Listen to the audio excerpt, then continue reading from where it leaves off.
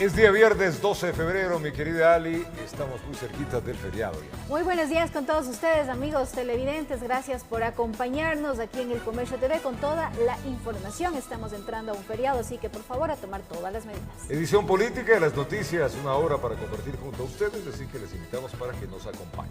Muy bien. Vamos a revisar ya los resultados obtenidos en las elecciones generales del pasado domingo. Veamos en pantalla, por favor, cómo se está, a esta hora, cómo se está o cómo se ha movido. De acuerdo al CNE, el 99.96% ya está, los nulos en 9.55, blancos en 3.10. El total de país le pone al candidato Andrés Arauz con 32.70%, seguido el candidato Guillermo Lasso con 19.74% y también muy cerquita el candidato Yacu Pérez con 19.38%. Así está pues el panorama y el manejo que se tiene de acuerdo a lo que nos entrega el Consejo Nacional Electoral. Y los resultados obtenidos en las elecciones generales del pasado domingo ingresaron a análisis en el Pleno del Consejo Nacional Electoral antes de que se hagan públicos oficialmente los nombres de los ganadores. Desde este jueves, el Pleno del Consejo Nacional Electoral CNE declaró en audiencia pública nacional de escrutinios. Es el mecanismo mediante el cual Santiago Vallejo, secretario general del organismo, pone en conocimiento de los consejeros los resultados obtenidos en cada una de las provincias y posibles problemas. 290.674, que equivale a un 47%, y de un total de mujeres de 327.732, que equivale a un 53%. Expuesta a esa información, los funcionarios electorales tienen la facultad de emitir criterios a favor o en contra. Si no hay situaciones que lleguen a ser planteadas hasta el Tribunal Contencioso Electoral, nosotros tenemos el tiempo de 10 días a partir de la instalación de la sesión permanente de escrutinios para proclamar los resultados definitivos. Audiencia que se instaló con la presencia de representantes de organizaciones políticas. Cecilia Velázquez, coordinadora de Pachacuti, prefirió abandonar el lugar en medio de críticas. El escrutinio nacional al que nos ha convocado a las organizaciones políticas, en particular al movimiento Pachacuti, no nos llama la atención solamente para escuchar la lectura del señor secretario y que los señores consejeros no opinen absolutamente nada y que las organizaciones políticas no tengamos el derecho a opinar o objetar, no tiene sentido, entonces nos procedemos a retirarnos. Audiencia Pública Nacional de Escrutinios que podría tomar algunos días, informó Héctor Romero.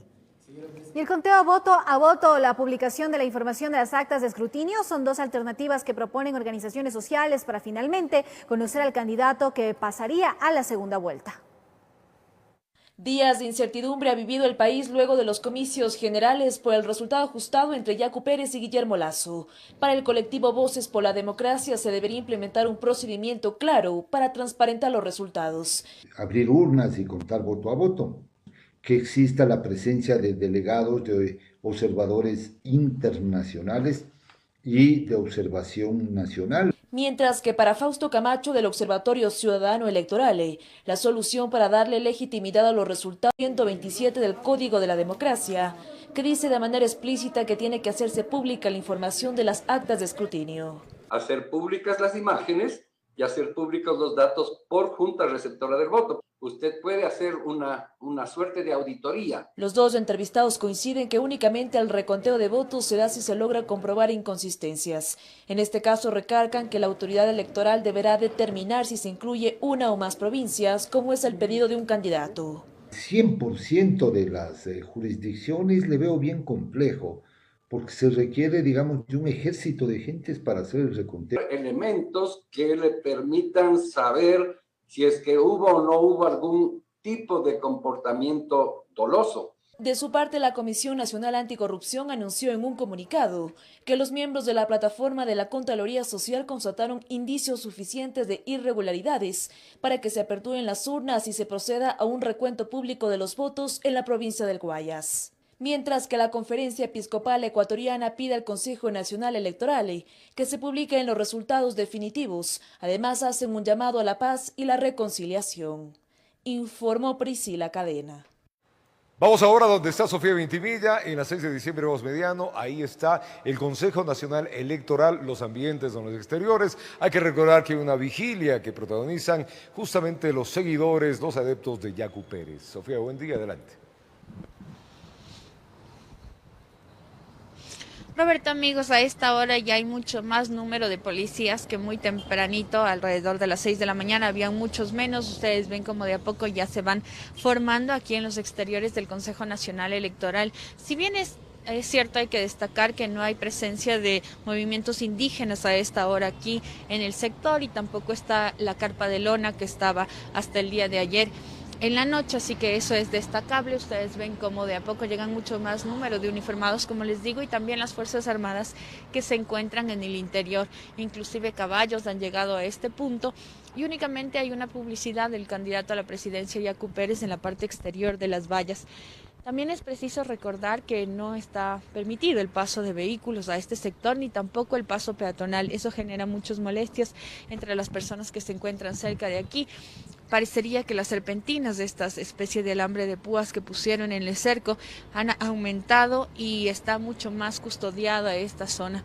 Inclusive también al otro lado han colocado las mismas vallas y las mismas serpentinas que el día de ayer no se encontraban ahí, y hay un nuevo cerco, parece más organizado, casi al ingreso del CNE. Así transcurre la mañana, todos expectantes a esta reunión que tendrían el candidato a la presidencia Yacu Pérez, el candidato también Guillermo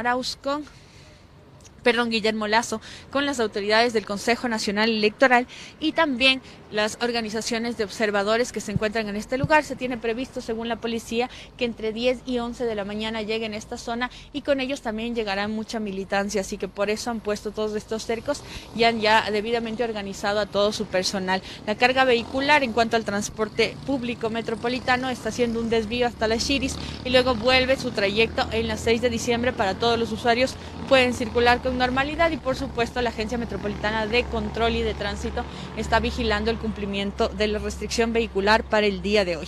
Esa es la información hasta el momento. Ustedes continúan con más. Diviso ya una neblina copiosa en la parte norte del distrito, centro del distrito metropolitano. Gracias a Sofía Vintimilla. Maneje con cuidado. La neblina en la ciudad de Quito está un tanto complicada, y eso que ya tenemos luz. Vamos a un corte. Ya venimos.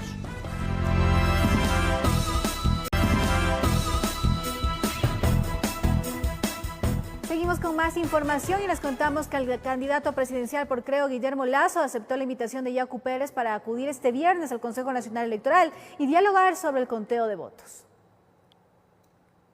Quiero decirle a Yacu Pérez y a sus votantes que cuentan con mi apoyo a su pedido al Consejo Nacional Electoral para que, dentro del marco de la ley, le brinde a él, a sus electores y al país la tranquilidad de que los resultados reflejan la voluntad de todos los ecuatorianos. Luego de estas palabras quedó abierta la oportunidad de diálogo entre los dos candidatos que se juegan el segundo puesto de las elecciones presidenciales del pasado 7 de febrero en primera vuelta, en donde hasta ahora Guillermo Lasso se muestra sobre Yacu Pérez. Acepto la invitación de Yacu Pérez para acudir a las 11 de la mañana de este día viernes 12 al Consejo Nacional Electoral en Quito para conversar sobre el futuro del Ecuador delante de los miembros del Consejo Nacional Electoral y de los observadores internacionales.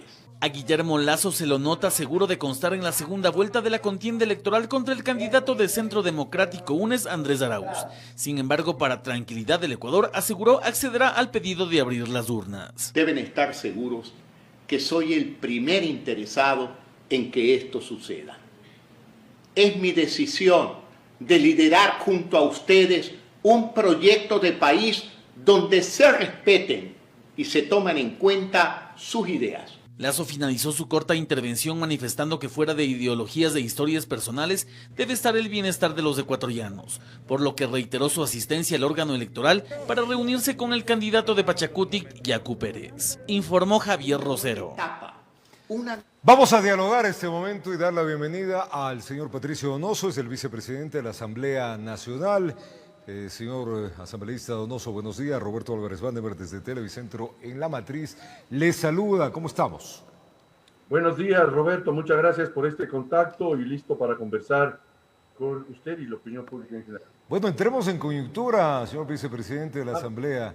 ¿Cómo mira el panorama político? ¿Cómo mira las elecciones? Estos pedidos de que se abran las urnas, en este caso por el segundo lugar, la aceptación del candidato Lasso en la nota anterior para que reunirse con el candidato Yacu Pérez y encontrar los caminos para la tranquilidad del país. Todo acto de transparencia es positivo. Todo acto que implique que la opinión pública abiertamente pueda saber qué es lo que pasó el 7 de febrero es positivo. Sin embargo, debo decir que el Consejo Nacional Electoral, lo digo con respeto, cometió un serio error el domingo pasado, cuando en cadena nacional a las 10 de la noche estableció ya casi quiénes son los finalistas, aun cuando todavía faltaba, y por largo, los escrutinios, la conclusión de los escrutinios. Es más, todavía no terminan. Y sin embargo, de haber una distancia muy pequeña entre el segundo y el tercer lugar, ya casi estableció quiénes son los dos que pasaban a la segunda vuelta, teniendo en cuenta que eso no era real. Por tanto, ese error sí se lo cometió. Ahora bien, pasados ya algunos días, hoy ya estamos viernes 12, 5 días después del proceso electoral, tenemos y vemos que en el contagio de votos, en el escrutinio correspondiente, Guillermo Lasso ya tiene 28,000 votos más por sobre Yacu Pérez. Esto no significa que ha concluido el tema. Nos da, obviamente, esperanzas de estar, por supuesto, en la segunda vuelta electoral.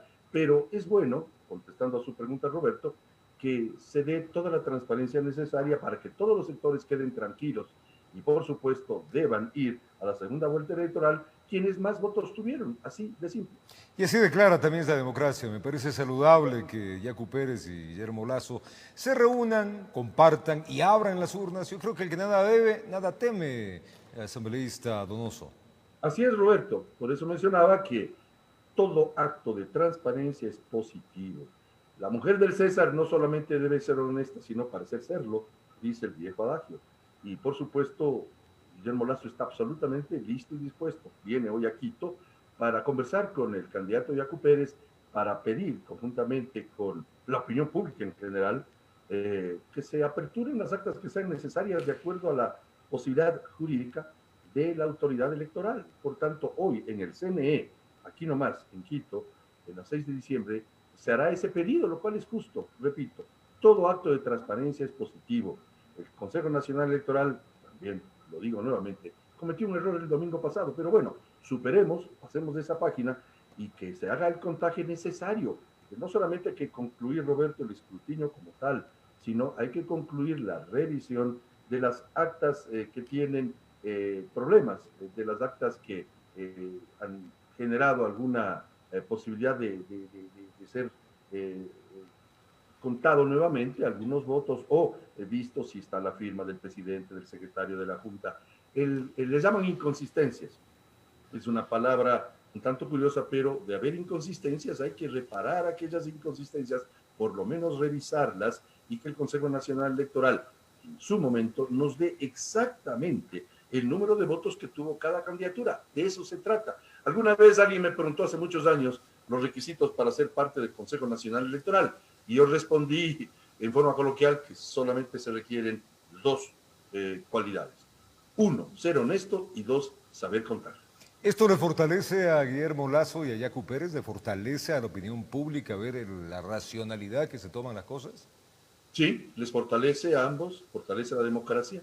La democracia es transparencia, transparente debe ser todo el accionar de los políticos y en este caso, respondiendo a su inquietud periodística, Roberto, en efecto, fortalece a ambos para que en conjunto, en acción conjunta, le hagan ese pedido al Consejo Nacional Electoral, de tal manera que cuando se arroje el resultado final del contagio de los votos, claramente la opinión pública sepa que se hizo lo correcto y, por supuesto, irá el candidato que quede segundo a enfrentar al que quedó primero en la segunda vuelta electoral. Así son las reglas del juego y mientras más transparente sea, asambleísta Donoso, es mucho mejor para el país, por la salud del país. Enhorabuena, realmente, los gestos democráticos que así debe ser en el mundo, el raciocinio y más aún una contienda política. Entremos a materia de ustedes. Le van a enjuiciar al ministro de Salud. Causales, ¿por qué? El día de ayer, yo soy parte del Consejo de Administración de la legislatura, denominado CAL. El CAL. Hicimos el trámite en forma en la forma que establecen los artículos de la ley correspondiente, la ley de la función legislativa. Esto es remitir a la UTL. ¿Qué es UTL? Unidad de Técnica Legislativa. Los dos pedidos de juicio político al ministro de Salud.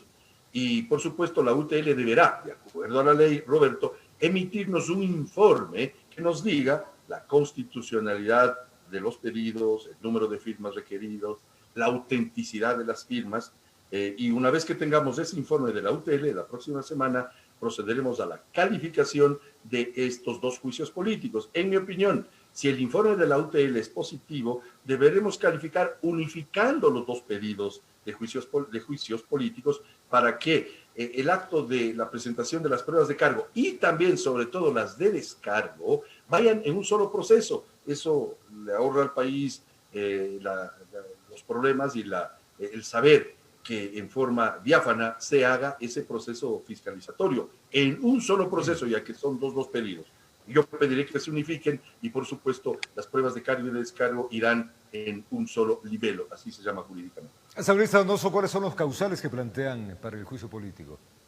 El tema de las vacunas, el tema de la vacunación a parientes, en fin, hay temas que deben ser analizados y, claro, no me gustaría adelantar criterio porque yo soy juez, si así se puede llamar, en el sentido de que soy miembro del CAL y yo y otros 6 miembros de la legislatura deberemos examinar esas causales, pero básicamente son las mismas en las dos peticiones de juicio político. Estuvimos el día miércoles, anteayer, enfocados y abordo otro tema rápido antes de que el tiempo concluya, el tema inherente a la ley de urgencia económica, Roberto. Esa ley de urgencia económica fue devuelta al Ejecutivo porque tenía algunas fallas, no de fondo, pero sí de forma, porque la ley, el artículo 136, me parece, de la Constitución, claramente establece que deben estar tipificadas en forma exacta los artículos que van a ser derogados o reformados, porque se trata de una reforma a la ley, al Código Monetario Financiero.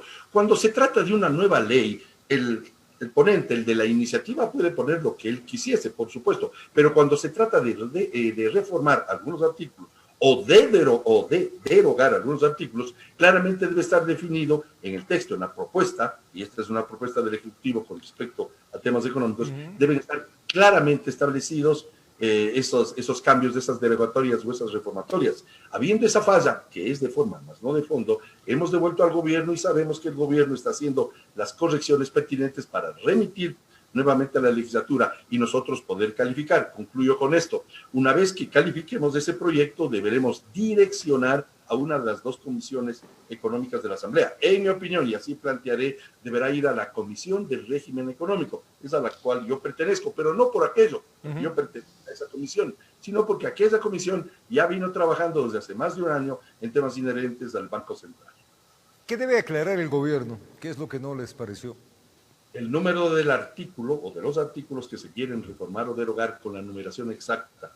Esa falla se la cometió, por eso digo, es un error de forma, más no de fondo. Por lo tanto, no podíamos calificar porque en derecho público, estimado Roberto, solo se puede hacer lo que está escrito. Claro. En derecho privado se puede hacer todo menos lo expresamente prohibido. Y siendo esto derecho público, tenemos que ceñirnos a lo que dice el artículo 136, inciso segundo de la Constitución, que dice que deben estar clara y específicamente establecidos los artículos que o se reforman o se derogan. ¿Les dará el tiempo para aprobar todas las leyes pendientes, incluida esta que está de vuelta? Esta tiene que ser aprobada o no, debe ser tramitada, digámoslo, en un plazo máximo de 30 días. 30 días contándolos desde que el proyecto ingrese a la legislatura. Estamos a tiempo. Sí, claro, estamos a tiempo. Vamos a suponer que hoy día llegase ya corregido el proyecto del cual estamos hablando. Hoy es 12 de febrero, tendría que estar hasta el 14 de marzo tramitado. Y digo 14 de marzo porque febrero tiene 28 días.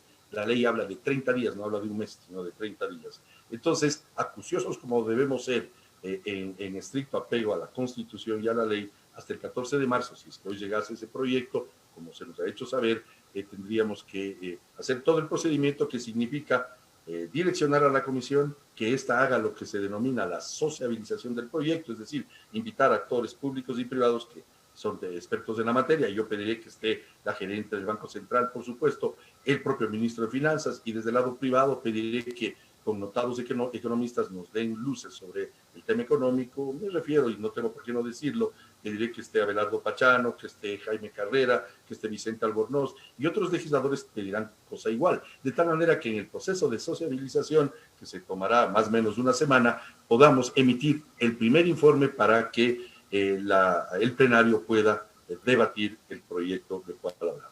¿Y las otras leyes pendientes? El tiempo se acorta, asambleísta. ¿Será que les alcanza?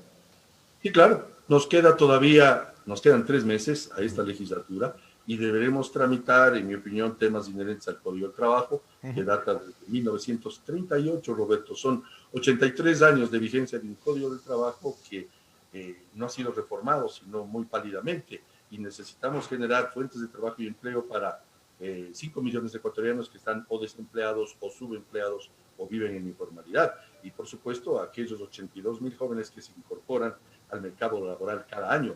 Tenemos que hacer la reforma, si es que así lo cree el plenario legislativo. Tenemos que atender la ley de educación superior, tenemos que atender la ley de deportes, la ley de emprendimiento. Es decir, hay algunos proyectos de ley que todavía están en trámite y deberemos acelerar el trabajo sin duda alguna. Debo decirle que en este año de pandemia la Asamblea ha aprobado 21 proyectos y casi todos, o muchos de ellos al menos, por unanimidad en cuanto a la votación. Hemos sido muy productivos en el teletrabajo, como usted bien sabe, de tal manera que sí hemos cumplido con esa labor. Hay cosas negativas, por ejemplo, el tema diezmos o carnets o temas inherentes a los hospitales. Lo malo es que algunos corruptos hacen más bulla porque los honestos somos más. ¿La Asamblea ha trabajado más en pandemia que en todos los años, asambleísta Donoso? Yo creo que sí. Mire que todas las sesiones, y a mí me ha tocado presidir muchas sesiones, hemos tenido presencia de 132, 133 e incluso los 137 legisladores, presencia virtual me refiero, y hemos trabajado, mire usted, días. Ayer, por ejemplo, trabajamos en 2 sesiones, toda la mañana y toda la tarde y buena parte de la noche. Y hemos trabajado duro, eso hay que decirlo con verdad. Lo que pasa es que los casos que hacen daño, aquellos de corrupción que hacía referencia, son los que hacen más bulla, pero que hemos trabajado, sí lo hemos hecho. Muy bien. Asambleísta Donoso, el vicepresidente de la Asamblea Nacional, nos ha comentado ampliamente de los detalles de algunas de las leyes que tienen que ser aprobadas, el tema político. En general, desearle un buen día, asambleísta Donoso. Muchas gracias, cosa igual para usted, Roberto, y todo es muy gentil. Lo propio, el asambleísta Patricio Donoso, comentando lo dicho. Tiempo de una pausa, nosotros ya venimos con más.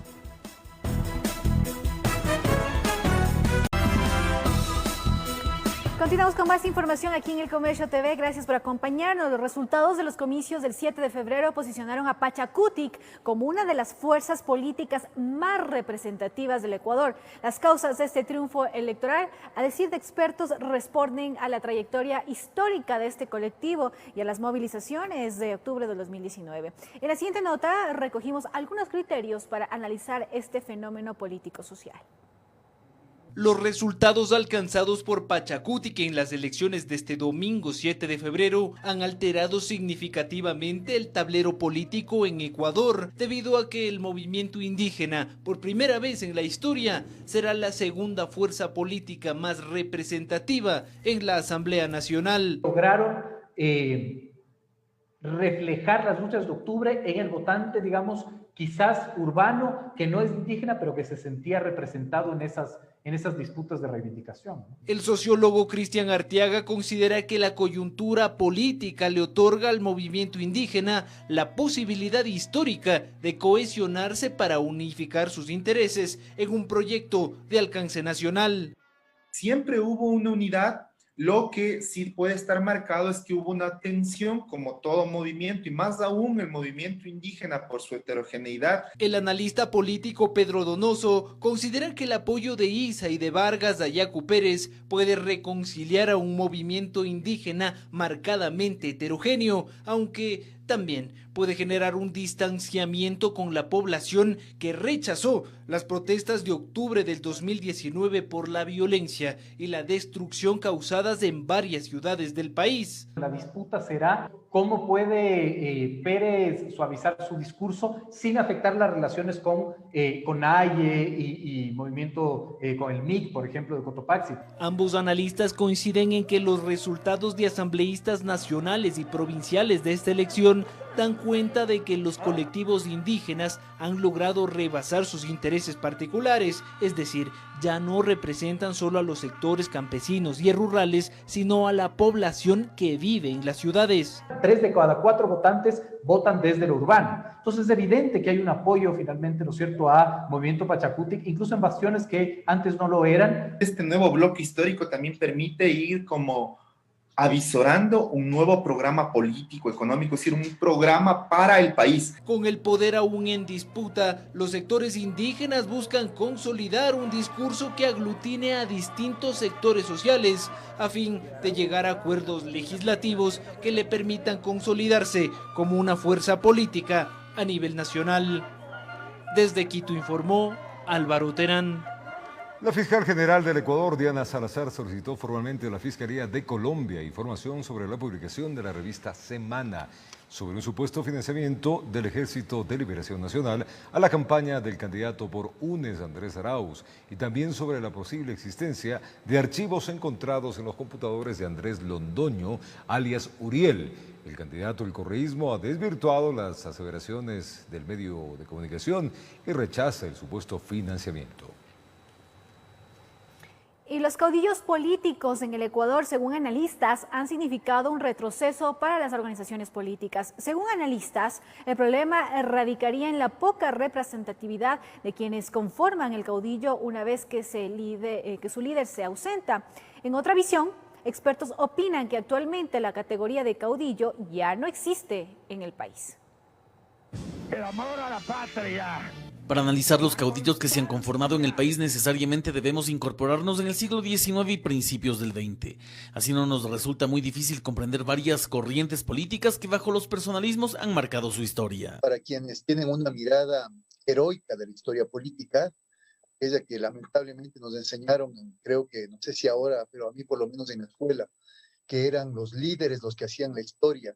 Y la historia del Ecuador está llena de líderes. Cada presidente del Ecuador es prácticamente un líder y un caudillo. Seguramente en la escuela escuchó del periodo floriano por Juan José Flores, urbinista por José María Urbina, garciano por García Moreno, veintimillista por Ignacio de Veintimilla, alfarista por Eloy Alfaro y placista por Leonidas Plaza. Son algunas de las figuras que se recogen en el ensayo Caudillos y Personalismos. A eso no se deja de lado en el siglo XX a la figura de Velasco Ibarra. Observamos en la historia política reciente, la del siglo pasado, por ejemplo, tenemos ahí a la figura fuerte, siempre presente del expresidente José María Velasco Ibarra, y cuando estamos más adelante, no hay que negarlo, también otro cacique de la política nacional con otras intenciones, el señor Jaime Roldós. ¿Pero qué implica un caudillo? Pues según los expertos, que bajo la figura de su líder, sus seguidores se aseguran un lugar en el poder, independientemente de la organización política en la que se encuentre. En ese sentido, cuando su líder se va, el grupo político pierde su fuerza y llega incluso a desaparecer. Para poder explicar lo que era la historia política del Ecuador hasta inicios del siglo XX, durante todo el siglo XIX, efectivamente la constitución de estas fuerzas políticas era todavía incipiente y de alguna manera ahí sí se podría aplicar hasta cierto punto la categoría de caudillo o de caudillaje. Ya en nuestro tiempo, un buen número de analistas han ubicado a algunas personas como representantes de ciertos caudillos. Los caudillos de alguna manera sí provocan daños a la política nacional al no permitir la renovación de cuadros, al no permitir que se ejerza una real democracia. Y en la coyuntura también se ubica Rafael Correa como líder del caudillo calificado de correísmo. A quienes siguen la línea de pensamiento de Guillermo Lasso les dicen lacistas. Más para Hernán Reyes, ya en buena parte del siglo XX y más en el siglo XXI, manifiesta que la categoría de caudillo debería desaparecer, pues serían inexistentes. No me parece que sigo insistiendo, buena idea, ni hablar de populismo, es una categoría ya, creo que debería jubilarse, es caduca la categoría, ni hablar tampoco de caudillismo. Creo que es bajar a niveles muy primarios la comprensión de la política Y por eso a mí me parece que hay que, en medio de todo esto, tratar de elevar el nivel de discusión política. Caudillos o no, lo que queda marcado dentro de la explicación de los expertos es que en el país durante casi toda su historia han existido figuras que de una u otra manera han terminado marcando el liderazgo político de sus organizaciones. Informó Javier Rosero. Al retornar, el Consejo de la Judicatura mantuvo una reunión con los nuevos jueces de la Corte Nacional de Justicia. Los detalles en breves minutos. Una pausa y venimos.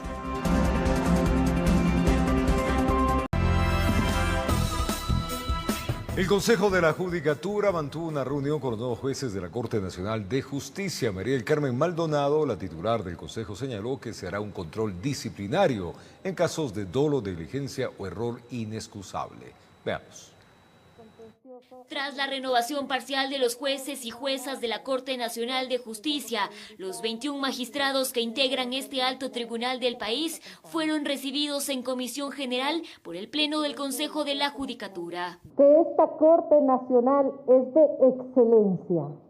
Ha superado 2 procesos de alta rigurosidad. Un primer encuentro que, según la presidenta del Consejo de la Judicatura, María del Carmen Maldonado, busca acordar una cooperación entre ambas instituciones enmarcadas en la independencia judicial. La independencia judicial externa dependerá ya de que cada uno de ustedes no sucumba ante las presiones de los tradicionales poderes fácticos o grupos de poder.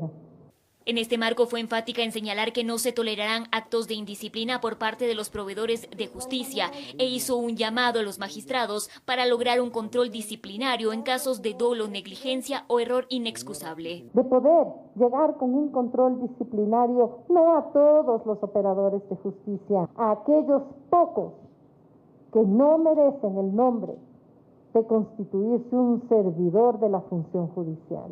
Por su parte, el presidente de la Corte Nacional, Iván Saquicela, mostró su compromiso e hizo un pedido puntual para cumplir con los objetivos de la institución.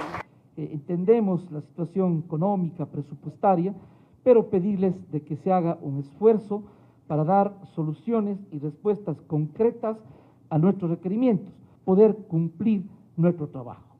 En Quito informó Adriana Rojas. Y el Pleno de la Asamblea Nacional decidió votar las reformas al COIV en materia anticorrupción en 3 bloques de artículos. Fueron en total 10 allanamientos y 9 ratificaciones, entre esas la séptima, artículo 14. La misma, según los legisladores, permitirá establecer a la Contraloría General del Estado las competencias para determinar el delito de sobreprecio en la contratación pública. Y para mí esto no está bien. Para mí quien debe determinar los delitos efectivamente es la función judicial o la fiscalía en las etapas que le corresponde a esta autoridad. Y lo que tiene que hacer la Contraloría efectivamente es realizar un examen o un informe, pero ese informe, aparte de que no es requisito de procedibilidad para la acción penal, no puede la Contraloría, desde mi punto de vista, determinar como tal un delito. Entonces, lastimosamente eso no se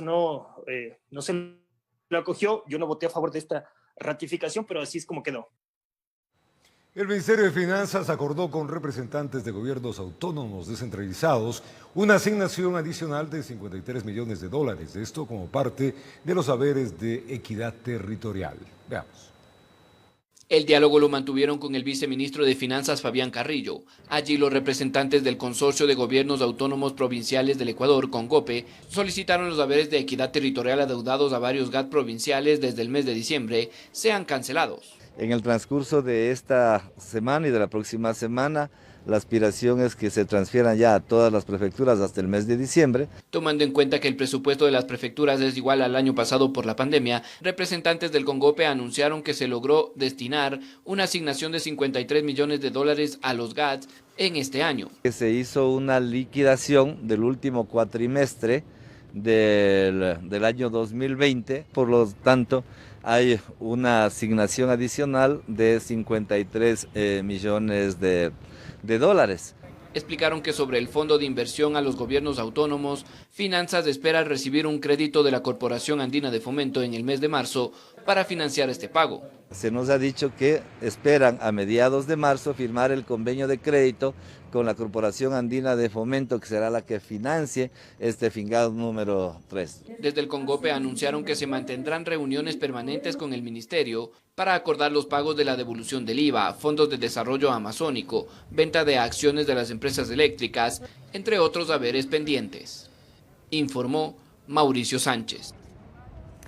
Y ya se dictó la prisión preventiva en contra de Luis Javier H., principal acusado de femicidio de Lisbeth Vaquerizo, ocurrido en diciembre del año pasado. También se logró vincular en el proceso a 2 personas más. La audiencia dio inicio alrededor de las 10:30 de la mañana de este jueves en la sala 301 de la Unidad de Violencia contra la Mujer.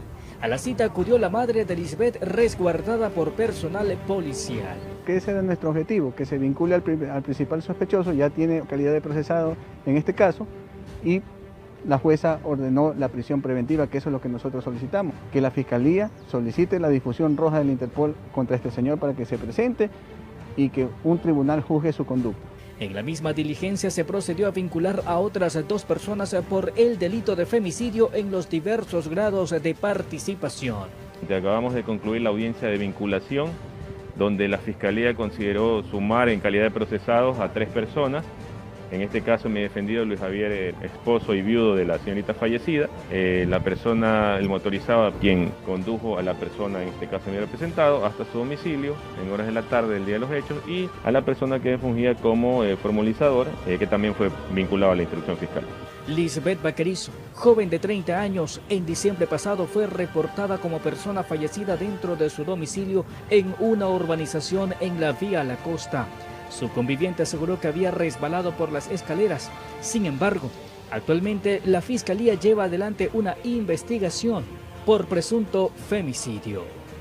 Que la Fiscalía está tras la pista de los ciudadanos procesados, vinculados en este caso, y en lo posterior se verán los resultados. Informó José Morales. Luego de participar en una audiencia, el fiscal Luis Machado sufrió un accidente de tránsito en la vía Guayaquil-Daule. Las circunstancias resultaron aparatosas, pero afortunadamente no hay víctimas de gravedad. Veamos. Así quedó el vehículo al pie de una estación de la Metrovía, cuya estructura también se vio afectada por el impacto del automotor. Sus 2 ocupantes resultaron lesionados, pero sin novedades de gravedad. Paramédicos del Cuerpo de Bomberos acudieron en una ambulancia para estabilizar a los afectados en el sitio. Según testigos, el funcionario judicial salió de una audiencia en la Florida Norte. Viajaba en su vehículo por esta vía con dirección hacia el centro de la ciudad. Iba por el carril central. Al mismo tiempo, un taxi iba ocupando la ruta de la Metrovía. Al llegar hasta la estación de la Gallegos Lara, el taxi pretendió regresar a su carril normal, pero no se percató que también pasaba el automotor del fiscal. Fue así como el vehículo amarillo logró impactar al automotor negro por la parte posterior. Esa acción los llevó a perder el equilibrio y se terminaron volcando.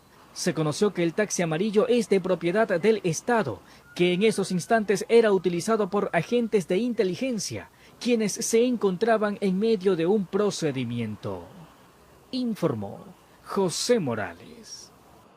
Y en la ciudad de Santo Domingo fue desarticulada una banda dedicada al delito de secuestro extorsivo. 4 personas fueron detenidas, entre ellas la presunta líder de la organización delictiva. Como antecedente, el jefe de la UNAS relató que en diciembre del año pasado un pescador fue secuestrado de su domicilio, ubicado en el cantón Sucre, provincia de Manabí. Los plagiadores se hicieron pasar como funcionarios públicos y ofrecían pruebas para el COVID-19. Quienes disfrazados con uniformes ingresaron hasta su domicilio y lo retuvieron, trasladándole un vehículo hasta un sector de la vía Chone. Por cerca de 10 horas, el plagiado de 35 años de edad estuvo en poder de los secuestradores, quienes exigían $3,000 para su liberación. Aparentemente todo respondió a una deuda pendiente que tenía el pescador. La exigencia jamás se cumplió, toda vez de que ya se estaba interviniendo en el momento del hecho delictivo. A pesar que el plagiado fue liberado, las investigaciones no se detuvieron. Agentes de la UNACE, luego de casi 2 meses de trabajos, identificaron en la ciudad de Santo Domingo a los 4 responsables del secuestro, entre ellos una mujer. En 5 allanamientos recopilaron algunos indicios del delito investigado y encontraron 98 municiones de fogueo y un arma que utilizaron para someter a la víctima. Disparador de todo este evento del secuestro extorsivo estaría fundamentado en una supuesta deuda por el tema del producto del comercio artesanal de pescado. Los 4 capturados aceptaron el delito de secuestro extorsivo. En la audiencia el fiscal cambió la figura y fueron acusados por delincuencia organizada y se acogieron al proceso abreviado, lo que llamó la atención de los agentes de la UNACE, que era la primera vez que una mujer era la negociadora. Y ella era la que intimidaba y la que exigía el dinero a cambio de la libertad de esta persona. Cuando creyeron que todo estaba olvidado, del secuestro ya pasaron casi 2 meses. La policía acabó con la impunidad, informó Iván Casamen. En el Parque Central del Cantón Huaquillas, en la provincia del Oro, varios moradores fueron testigos de una gresca entre ecuatorianos y extranjeros que se atacaban con cuchillos y palos. Veamos las imágenes. La noche del miércoles 10 de febrero, habitantes del Cantón Huaquillas, provincia de El Oro, se encontraron con esta escena. Se trata de un grupo de extranjeros que protagonizaban una riña en el Parque Central El Algarrobo, a pocos metros del municipio de Huaquillas. Se atacaban entre ellos con cuchillos, otros andaban con palos. En medio del enfrentamiento, una persona cayó al piso. Según testigos, eran de nacionalidad venezolana y otros ecuatorianos. Algunos eran identificados por moradores como miembros del grupo GLBTI. Aseguran que situaciones como estas no son novedad, pero sí les atemoriza, ya que, por ejemplo, en ese parque habían niños y hasta personas de tercera edad. Minutos más tarde emprendieron una precipitada carrera hacia una calle cercana. Después fueron encontrados dentro de un local de comida. Allí seguían los enfrentamientos, pero ya había presencia policial. Ante la detención de 2 personas involucradas en la gresca, el resto del grupo lanzó botellas de vidrio al patrullero. Ahí está. Ahí acaban de ingresar. Debido a la situación que se ha convertido en una constante, habitantes de Huaquillas hacen un llamado a las autoridades para que velen por su seguridad. Informó Celeste Dueñas. Y cámaras de videovigilancia captaron el momento exacto en el que 2 accidentes de tránsito se registraron en el norte de Guayaquil. Uno ocurrió en la avenida Francisco de Orellana y el otro en la Juan Tancamarengo. En la avenida Francisco de Orellana el tránsito se desarrollaba normalmente, cuando de repente esta camioneta perdió pista. Producto del choque dio vueltas y quedó con las llantas hacia arriba. Eran casi las 11 de la mañana cuando este accidente se registró. Afortunadamente ningún otro vehículo se vio involucrado.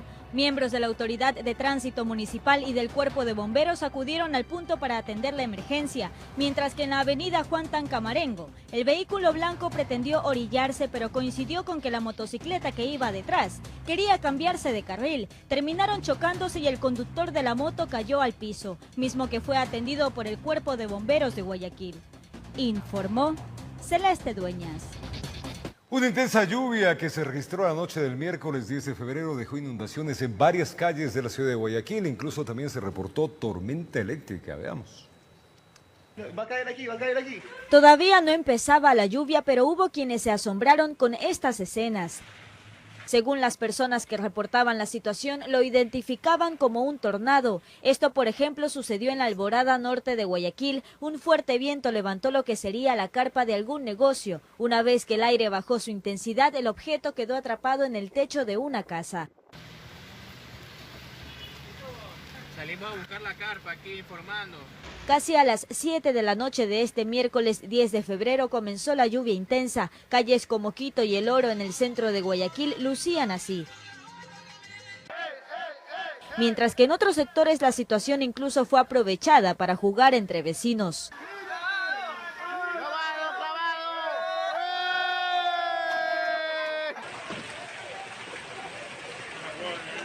De esa manera se vivió la lluvia que cayó sorpresivamente en Guayaquil. Atrapados en el aguacero. Informó Celeste Dueñas. Y debido a la caída de rocas registradas a partir del kilómetro 34 de la vía Aloa Unión del Toachi, el gobierno provincial de Pichincha dispuso la tarde del jueves su cierre hasta el peaje de Santo Domingo de los Sáchilas a fin de efectuar labores de limpieza y evaluación. La circulación normal se retomará este viernes 12 de febrero a partir de las 11 horas de la mañana.